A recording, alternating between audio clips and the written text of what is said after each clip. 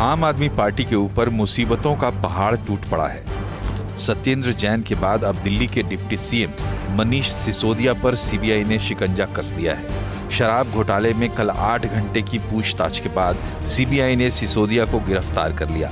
आज उन्हें CBI court के सामने पेश किया गया, जहां सिसोदिया को 4 मार्च तक सीबीआई की रिमांड में भेज दिया गया है। सीबीआई के मुताबिक सिसोदिया शराब घोटाले की जांच में सहयोग नहीं कर रहे थे। उनके ऊपर सबूतों को नष्ट करने का आरोप भी है। हालांकि दिल्ली के मुख्यमंत्री अरविंद केजरीवाल मनीष सिसोदिया को बेकसूर बता रहे हैं। देशभक्तों को, अच्छे लोगों को, ईमानदार लोगों को तो पकड़ पकड़ के जेल में डाल रहे हैं, और जिन लोगों ने अरबों खरबों रुपए लूट लिए बैंकों के और इनके, वो इनके दोस्त हैं। पूरा देश देख रहा है, लोग देख रहे हैं, और लोग ही इसका जवाब देंगे।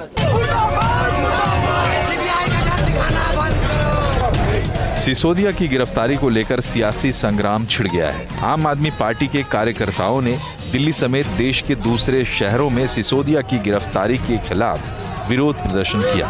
कई जगहों पर कार्यकर्ताओं की पुलिस से झड़प भी हुई। कुछ लोगों को हिरासत में भी लिया गया। आम आदमी पार्टी सिसोदिया की गिरफ्तारी को केंद्र सरकार की तानाशाही बता रही है। कोई तो संपत्ति मिलती, कोई तो पैसा मिलता, कोई तो कागजात मिलता,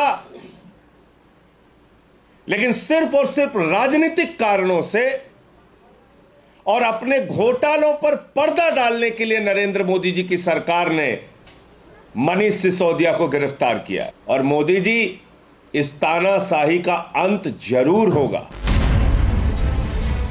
शराब घोटाले को लेकर बीजेपी शुरुआत से ही आम आदमी पार्टी पर निशाना साध रही है। बीजेपी ने सिसोदिया पर शराब लाइसेंस धारकों को फायदा पहुंचाने का आरोप लगाया है। बीजेपी का कहना है कि अगर सब सही था तो दिल्ली सरकार ने शराब नीति वापस क्यों ली। अपनी कमीशन खोरी को बढ़ाने के लिए ड्राई डे कम कर दिए गए और ठेके शराब के बढ़ा दिए गए। प्रदेश की सरकार का राजस्व कम हो गया, लेकिन अरविंद केजरीवाल और मनीष सिसोदिया की कमीशन खोरी बढ़ गई। अगर आपकी पॉलिसी अच्छी थी तो आपने वापस क्यों करी? आपने कमीशन 2% से 12% क्यों बढ़ाया? आपने 140 करोड़ रुपए प्राइवेट प्लेयर का वापस क्यों किया? अगर आपसे ये सारे सवाल कोई एजेंसी या कोर्ट पूछेगी और आप बार बार शिक्षा की बात करेंगे तो ऐसा नहीं हो सकता। दिल्ली सरकार ने 17 नवंबर 2021 को नई शराब नीति लागू की थी। इसके तहत दिल्ली में 849 शराब की दुकानें खोली जानी थी।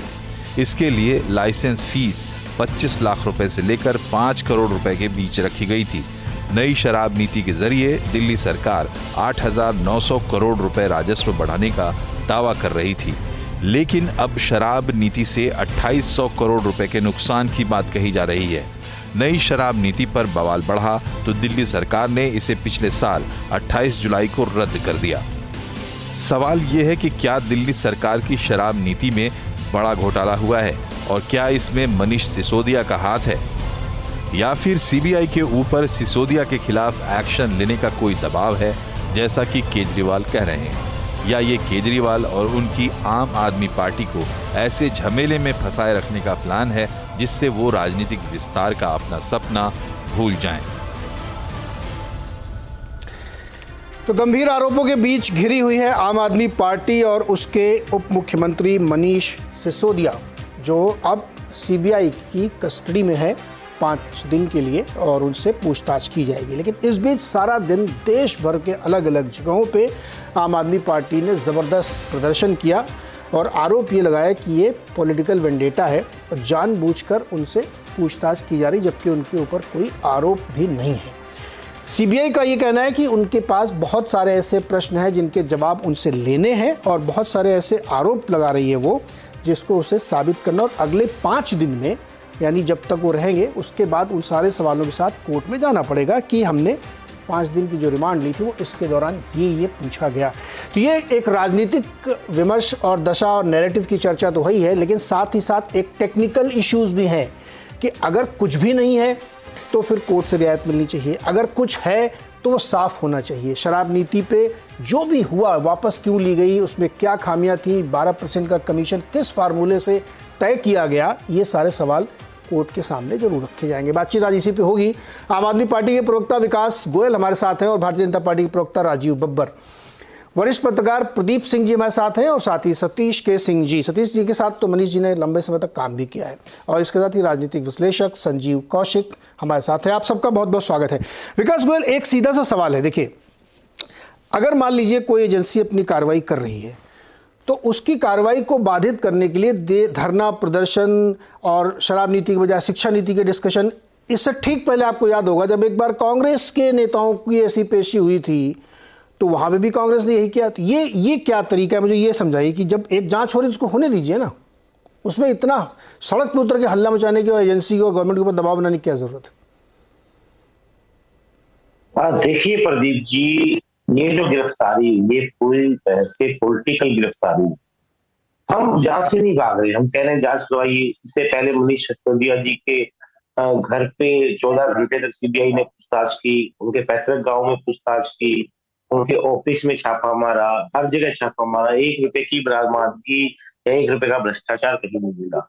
आज भारतीय जनता पार्टी कह रही कि मनीष सिसोदिया जी ने 10,000 करोड़ रुपए घोटाला किया। अगर 10,000 करोड़ का घोटाला किया तो 10,000 करोड़ के हवा में टूट नहीं जाएंगे, कहीं तो वो इन्वेस्ट करेंगे, कहीं तो कुछ करेंगे।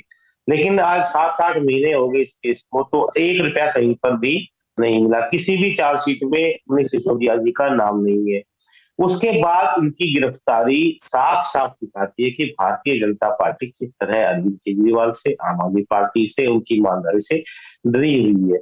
आज अगर देश में कोई पार्टी है जो बीजेपी की तानाशाही से, बीजेपी की गुंडागर्दी से, बीजेपी के घमंड से लड़ सकती है, मोदी जी की आंखों में आंख मिलाकर बात कर सकती है, तो वो आम आदमी पार्टी है, अरविंद केजरीवाल की, मनीष सिसोदिया जी की। और ये उनका डर है, ये साफ दिखाई दे रहा है जिस तरह से उन्होंने मनीष सिसोदिया जी को गिरफ्तार किया। आज प्रदीप जी, जब भी सीबीआई ने मनीष सिसोदिया जी को बुलाया, वो गए, उन्होंने पूरा पूछताछ में सहयोग किया, उनके हर जगह छापे पड़े, हर जगह उन्होंने कहीं सीबीआई को कुछ नहीं मिला।